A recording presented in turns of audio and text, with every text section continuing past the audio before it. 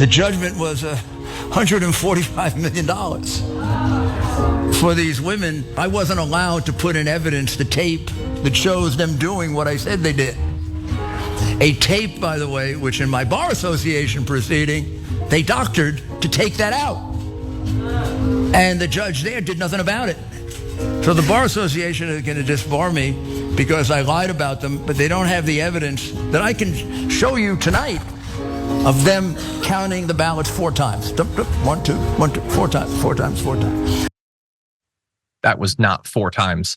But there are 2 important things that you need to know. One of them directly related to the video that you just saw. First is the legal update for Rudy Giuliani, which is that a federal judge just yesterday rejected an effort by Giuliani to reverse the defamation verdict against him concerning those 2 women. So he defamed them, and as a result of it, he owes $146 million.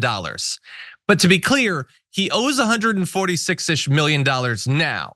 And I say that because what you just saw in that video was further defamation of those 2 individuals. He again restated the same defamatory claims of illegal activity that he has already been found to owe $146 million for. So it's a bold thing for Rudy Giuliani to do. But let me catch you up on the numbers here. So the judge I was talking about is US District Judge Beryl Howell, who put out this opinion saying that Giuliani's attempt to get his verdict overturned was based on, quote, threadbare arguments and, quote, falls well short of persuading that the evidence and all reasonable inferences that can be drawn therefrom are so one-sided that reasonable men and women could not have reached a verdict in Giuliani's favor. Basically, he's making the case that what they did was either biased or unfair. And so it's not just that they found him guilty of defamation, but the amount that they believe he should pay to the women he defamed is too much. Now, understand that originally he owed $148 million. That's what the jury actually found late last year. The Judge Howell later reduced that to $145,969,000 after Freeman and Moss, the 2 individuals that he defamed, reached a settlement agreement with OAN. And I find that to be awesome. It was 148 and you reduce it to 146. That's almost worse than not reducing it at all, because now like your effort to have it reduced kind of worked slightly for all the good it'll do you financially. So anyway, he went on to file for bankruptcy. That filing halted all proceedings in the case, including plaintiff's right to seek prompt enforcement of that judgment for the $146 million. And so we've given you a couple of updates about that proceeding. So trying to figure out what he has, what assets he has that can be liquidated, what he is allowed to keep, what he's forced to get rid of. And we don't really have much clarity on when this thing might be finalized. All we have is a little bit of information coming out, some of it from Rudy Giuliani, some of it about his financial situation. So he had this to say, I believe this was yesterday. He said, we've never had the opportunity to argue our case and present the facts about the 2020 election in court. Unfortunately, too many Americans are distracted or uninterested in the truth about 2020, which is exactly what the cheating powers that be are banking on. Rinse and repeat.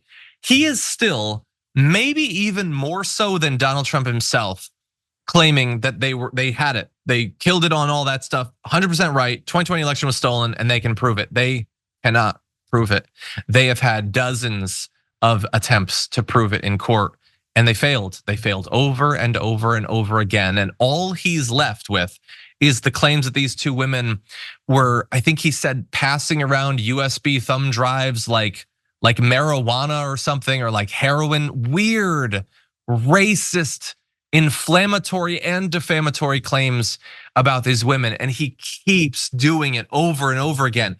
And honestly, like with E. Jean Carroll for Donald Trump, I don't know whether they care to pursue more damages. The dude probably won't be able to pay them in any event. But this is what the latter years of Rudy Giuliani's life will be: doubling and tripling and quadrupling down on already disproven claims.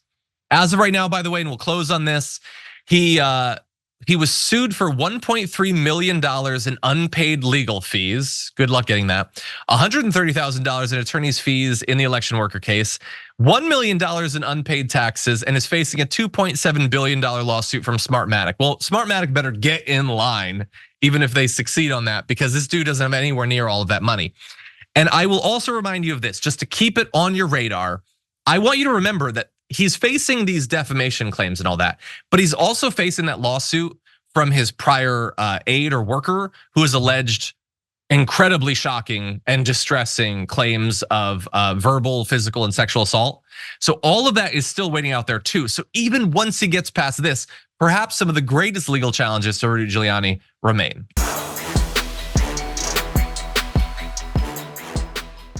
When you click the join button and become a tier 2 member, you get access to all of our weekly top 10 lists. What are you waiting for?